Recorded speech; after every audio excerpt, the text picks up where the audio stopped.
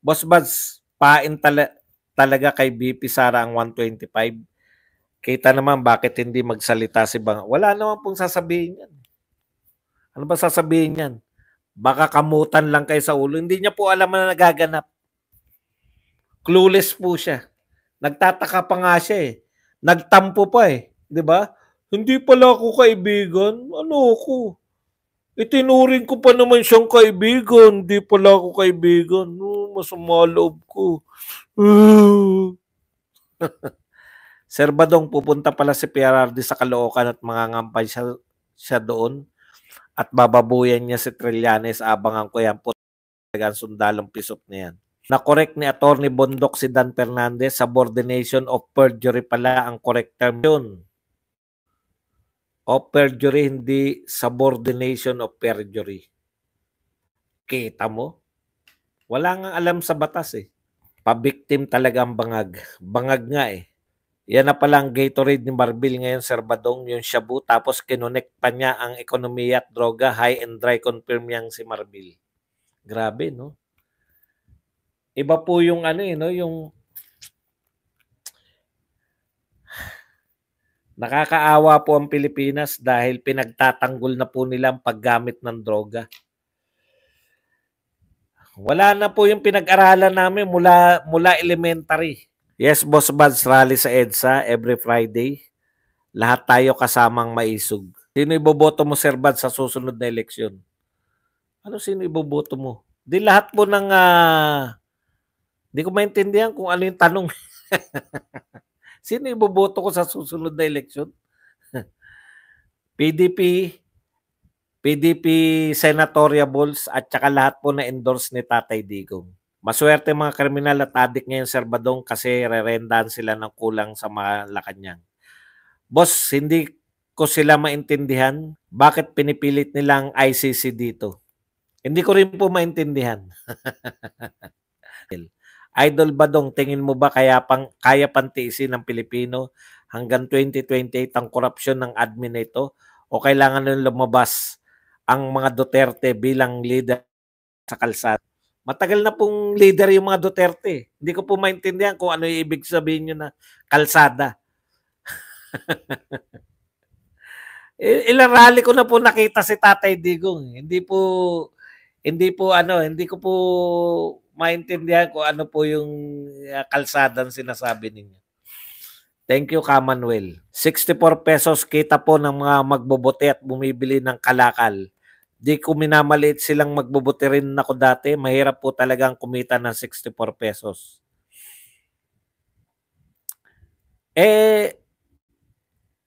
Hindi sila mayaman, di ba? Magbobote nga eh. Ako po, isang kain ko po, 20 pesos. Karinderya pa yan.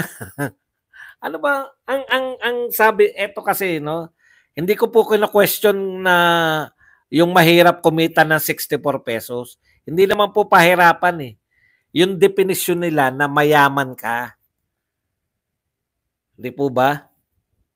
Yung sinasabi mo na pinapaliwanag mo na tama yun, mahirap po kumita ng 64 pesos. Eh di, kung nahihirapan kayong kumita ng 64 pesos, di hindi nga kayo mayaman. Yun nga po yung sinasabi ko eh. Hindi po pwedeng makonsider na mayaman yung tao porket kumikita siya ng 64 pesos a day. No? Hindi po pwede yun. Kahit ba nahirapan ka, yun na nga yun. Yun nga yung point ko eh. Mahirap nga talaga. Kaya po, hindi po pwedeng ituring ka na mayaman. Ibalik ang war on drugs. O dumadami po. Alam nyo, napaganda po yung natauhan po yung mga Pilipino eh. 'Di ba? Ang tagal na sinisiraan yung war on drugs. Nung nag-appear po sa Senate si Pangulong Duterte, na-realize nila, maganda pala talaga, no? Nabulagan din yung iba dahil sa media, dahil sa minamayat-maya eh, no? Na masamang mga tao yung mga pumatay ng mga drug lord. Para daw giving palagi, ogag talaga si Marbil. Kaya nga sisipain sana yung panahon ni PRRD, kaya lang backup ni Bato na wag tanggalin. Sabi pa ni PRRD, pisot pala yan si Trillanes. Frustrating pa po, boss. May nauutupang mga Pilipino na hindi nakikita ang pambobobo ng admin. Wala tayong magagawa. Talagang ganun. Kaya nga po labanan nga eh. Kung wala na nauto, di ba? Tinakwil na yan. Likes na kulto, Sir Bads. Good morning, boss and all. Mga tao di pa sapat ang dusa, kaya ayaw sumama sa rally. Iba na po kasi ngayon eh. Marami na po kasing way yung mga tao, no? Nanonood lang sila, feeling nila kasama na eh, no? Hindi na po kasi parang hindi na po worth yung matapos po tayong magkaroon ng dalawang failed, no? Nagtagumpay po yung people power pero failure po para sa mamamayan. Wala naman na idulot eh. Lalo tayo na peste. Mga tao di pa dusad. Boss Buds, Kati Binag, ilalabas video link, USB, Voltes 5 video. Mapapanis na po yan. Saka ilabas nyo na kung may video kayo na gustong ilabas. Kasi mapapanis na lang po yan. Mawawala na lang na interes sa mga tao riyan. Margie Sablan, thank you very much sa 1999. Ito po payo ko kay Kati Binag at sa may mga video pa, no? Ilabas nyo na po. Mawawala na ng interest mga tao dyan. Boss, sa bagong Pilipinas ngayon, mismo ang chief PNP ang justify ng paggamit ng pinagbabawal ng gamot. Oh no. Assalamualaikum, Idol Badong. Nakakasuklam talaga Marcos Bangag admin. Sana piliin na natin ang PDP senatorial lineup kasama si Marcoleta at Rodriguez. Correct. Marcoleta po, number 1. Salamat, Margie. Good AM, Sir Badong. Luluk kasi nga protector si Marbil, negosyo niya. Yung hindi makakapunta sa EDSA rally, pwede rin watch na lang live. Sinabi ba na may, dadalo na yung maisog sa EDSA rally? Tignan ko ha. Baka naman si...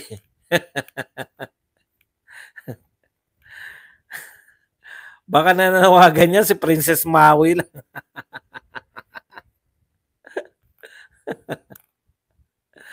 Tignan natin. May mga grupo ng maisog dito eh.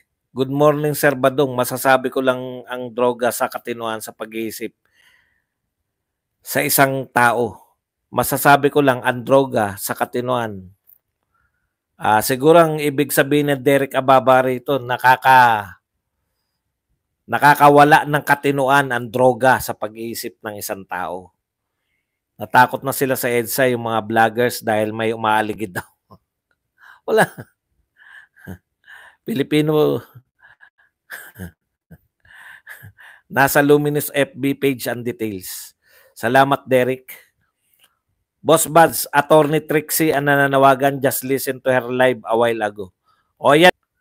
Boss, may napanood ako kagabi, nanay umiiyak, nananawagan sa CHR na umaksyon. Kasi ang anak niyang pulis napatay ng 2 adik na dapat arestuin sila. Galit na galit ang nanay. Kita nyo? Paano yan? Yung mga biktimang pulis. Hindi lang po yung mga biktimang mga kamag-anak, biktimang mga kapitbahay. Paano po yung mga huhulihin po nila? Yung mga pusher, mga drug lord na napatay. Wala lang. Dapat ang ikaso kay Duterte, crime against criminal. Sir Badong, abogado pala si Risa Honti. Kaso niya hinawakan, jaywalking, natalo pa. Huwag po tayo magpakalat po, hindi po siya abogado. No? Pangit po yun.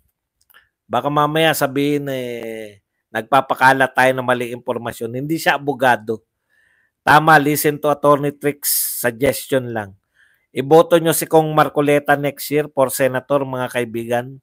Pati hopya nyo ay 100% protected. Hindi naman yan abogada si Risa.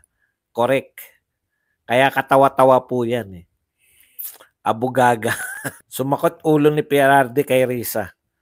Nakakabuisit po kasi yun, yung nakikipagtalo pa. Sinabihan na nga ni PRRD. Kumonsulta ka muna sa abogado. Kaya kong kumonsulta sa abogado. Tapang pa eh. Ngayon na nga yun eh. Ngayon kumonsulta. Boss Buds, yun talaga malaking kaibahan pag nasa abroad ka. Dito sa Canada, as long as you have a job, you will be fine. Free healthcare and secondary education, politicians live modestly. Buds, topic mo ba ngayon ang interview ni Marbil? Ngayon lang ako nakabukas sa live mo. Opo,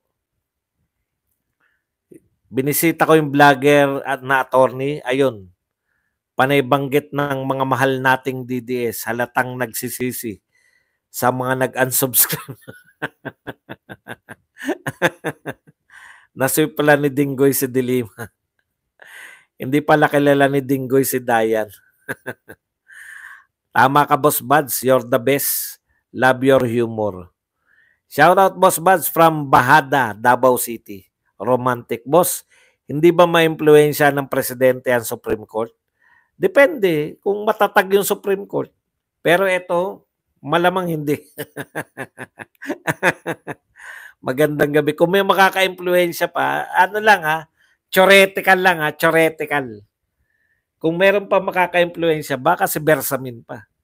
Kung lang, kung. Pero si Bibi, pinsan niya nga, hindi niya ma-impluensyan. Sa totoo lang po, nagka-peste-peste po ang buhay ni BBM sa pinsan niya.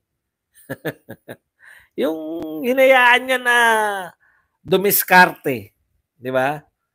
Di ba noon sinabi ni BP Sara yan? Because of your ambition, don't be a tambaluslos. Ambisyon ng pinsan.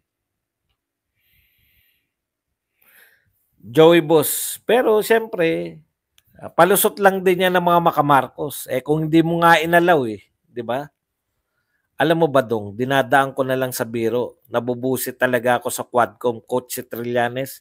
Hindi namin iboboto yan sa Caloocan. Yan, correct. Joey Boss, kumusta man ang Bahada? Ano nangyari na sa bansa natin, walang direksyon, nakakawala ng pag-asa. May direksyon po tayo, sabi ni BP Sara, papunta tayo ng impyerno.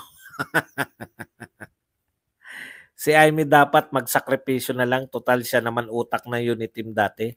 Kung totoo yung akusasyon nila kay Bonggit na nagkukuk, ibulgar na lahat para matigil na paghihirap ng bansa, ang gulo na now. Hindi pa, sa tingin mo ba para sa bansa si Amy? Tingnan niyo po lahat ng pronouncement nila para ibangon yung pangalang Marcos. Sa tingin niyo ba pag binulgar niya yan, mababangon niya yung pangalang Marcos? Hindi naman Lahat po yan para lang po sa pangalan nila.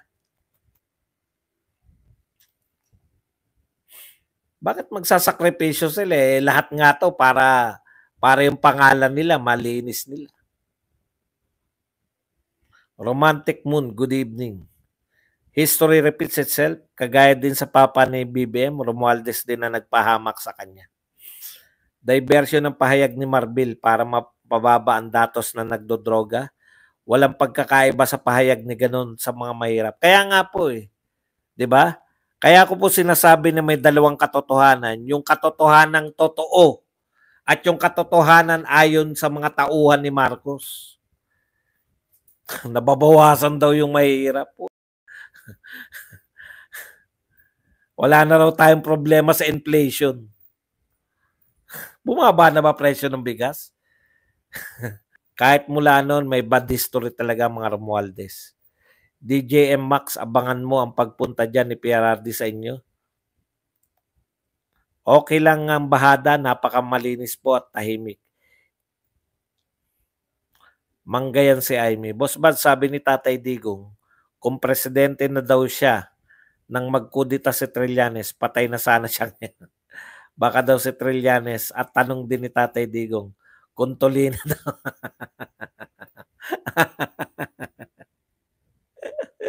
Tuli ka na ba?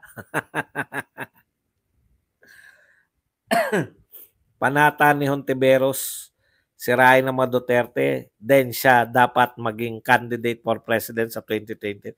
Pwede naman siya maging candidate, di ba? Wala namang problema yun dahil talaga naman tatakbo siya Ang problema kung mananalo Tess, totoo yung banat ni PRRD laban sa sundalong kanin, ma'am. Tama si PRRD, weak leader talaga si BBM. Hawa-hawa na. Mabanggit na sana yung pangalan sa kwento ni BP Sara para mapalabas na yung isang barahan niya, yung video, kabang-abang.